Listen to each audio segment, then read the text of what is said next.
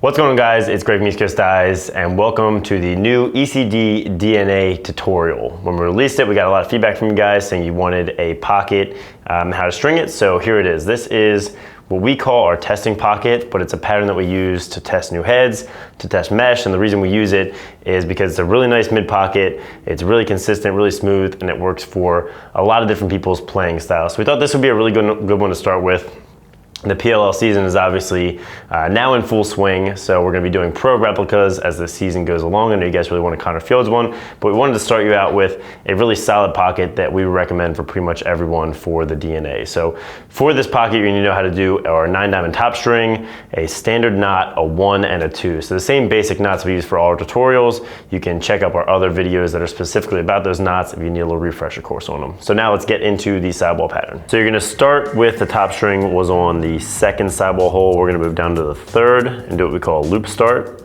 You're going to go through the outside of the head with the sidewall string, then up through that first 9-diamond row of mesh, back around through that same third sidewall hole, pull it tight so you have a nice little loop there, back up through that same hole mesh one more time, and then around and through the sidewall hole a second time to create a double loop.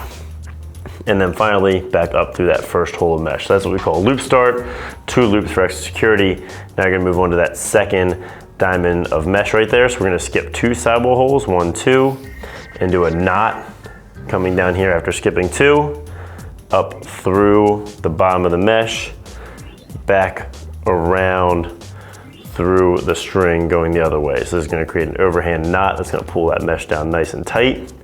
You want to pull out all the slack, make sure you get that really nice and tight to form that channel, and pull the knot down tightly. We're going to do that same thing one more time with the third hole of mesh, skipping 1 sidewall hole this time. So skip 1, go through the outside, up through the mesh, and then around to form your overhand knot.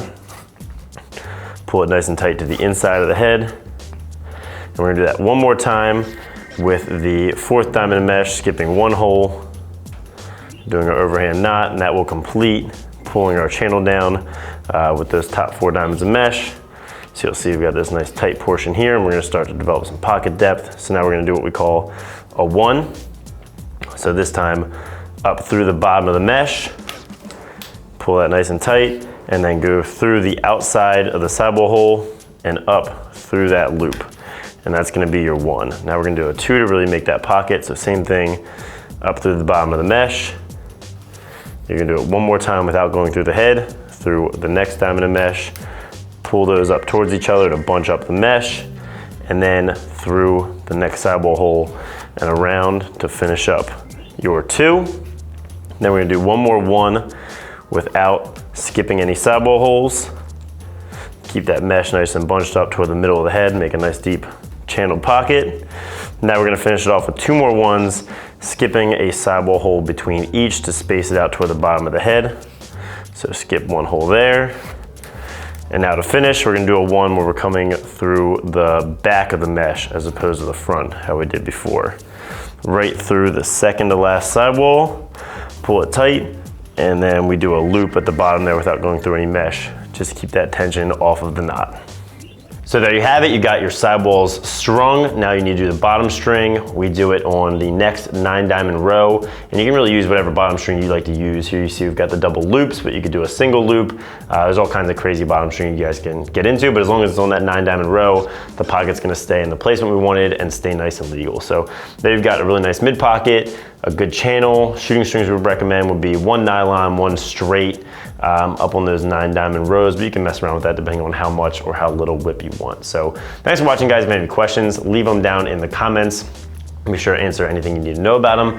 Like if you liked it, subscribe if you haven't, and have a great day.